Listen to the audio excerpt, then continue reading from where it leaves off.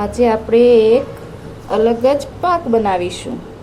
તો મેં અહીંયા ગ્રીન વાઘા પહેરાવ્યા છે, એટલે હું ગ્રીન અને ગોલ્ડન કલરની 2 સ્ટોકિંગ્સ લીધી છે. હવે મેં એને 2 રાઉન્ડ બનાવી દીધા છે. તમે જુઓ, આ ગ્રીનથી એક રાઉન્ડ આમ લગાવ્યો, બીજો રાઉન્ડ ગોલ્ડનથી લગાવશું. એવી જ રીતે ફરીથી આપણે ગ્રીન રાઉન્ડ લેવાનો છે. અહીંયા સુંદર ડિઝાઇન પાડવાની છે.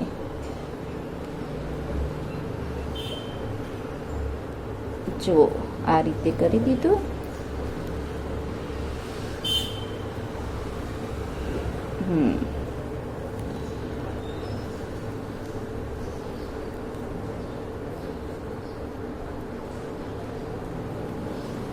એવી રીતે પાછું ત્રીજી વાર. અહીંયા સુંદર ડિઝાઇન પડી જશે, જે ખૂબ જ સરસ લાગે છે. તમે જુઓ, થઈ ગઈ અહીંયા ડિઝાઇન. જો બની ગઈ ને અહીંયા. હવે આપણે આ 2 સ્ટોકિંગ્સને અહીંયા પિનથી કવર કરી દઈશું. ટાંચણી લગાવી દીધી છે મેં. હવે આ જે વધ્યું છે એને પહેલા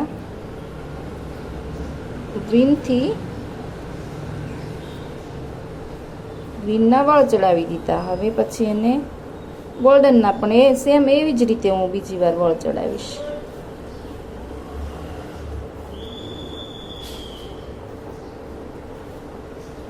જો મેં વળ ચડાવી દીધા છે બેના.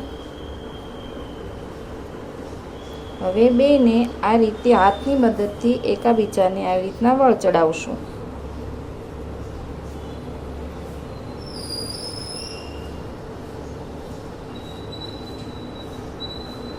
જો અહીંયા વળ ચડી ગયા છે. હવે એ રીતે આપણે આવી રીતના લગાવી દઈશું. અને આ જે વધ્યું છે એને આપણે ફૂંકા રીતે બનાવી દઈશું.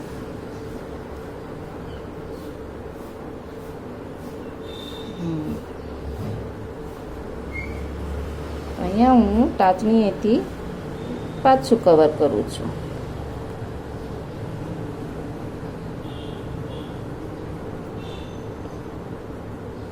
જો લાગે છે ને સરસ. હવે આપણે આ પાકને ફૂલોથી સજાવી દઈશું.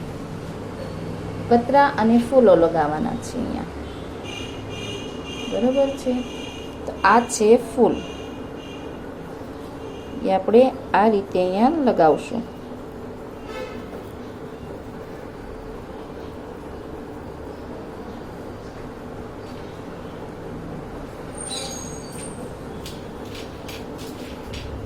પછી કતરું લગાવશું.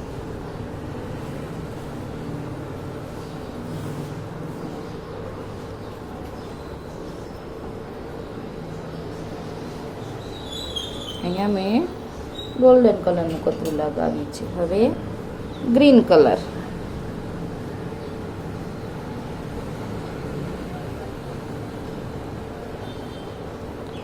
કતરાની હારે ટાચણી લગાવેલી આવે એટલે આપણે ટાચણી લગાવવાની જરૂર નથી પડતી.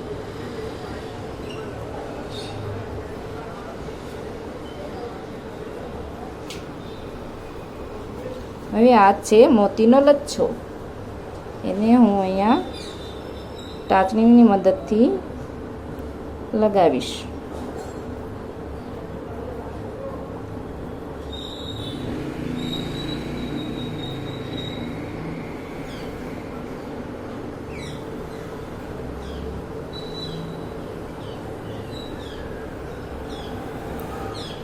લચ્છો ગમથી ચૂકેલો છે એટલે ટાચણી અંદર ખૂટતી નથી.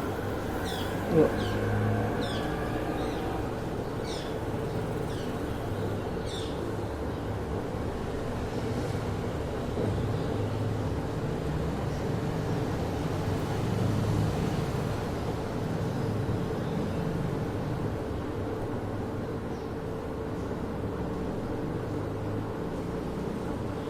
લાગે છે ભગવાનને આ લચ્છો નથી ગમતો પહેરવો.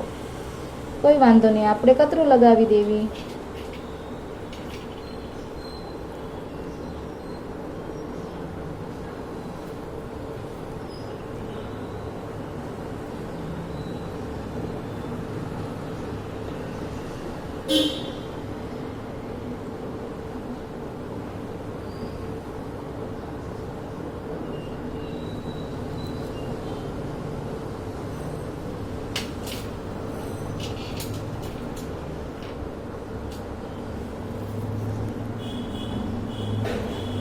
એ પણ નથી સારું લાગતું, તો આપણે અહીંયા બોલ લગાવીશું ડાયમંડનો.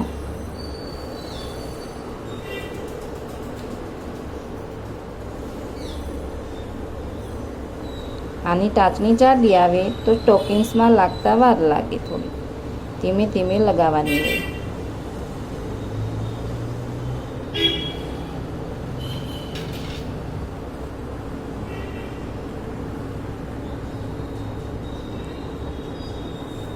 તો જુઓ બની ગઈ સરસ. હવે આપણે મોરપંખ લગાવી દઈશું. હવે પીછું લગાવી દઈશું. કતરા આને પણ કતરું જ કહેવાય, પીછાવાળું.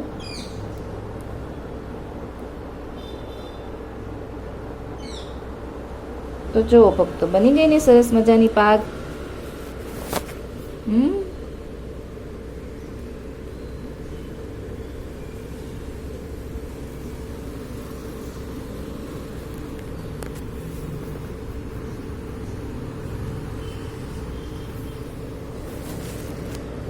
વિડીયો ગમ્યો હોય તો લાઈક કરજો, શેર કરજો અને સબસ્ક્રાઈબ કરજો.